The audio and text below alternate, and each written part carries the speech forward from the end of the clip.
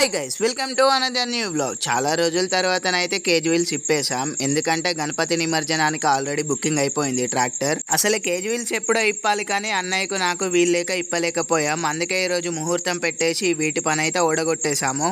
ఈ కేజీవీల్ ఇప్పే పని చూస్తుంటే ఎంతో ఈజీ అనిపిస్తుంది కానీ కొంచెం తేడా అయినా కానీ ప్రాణాలు పోయే ఛాన్సెస్ ఎన్నో ఉంటాయి.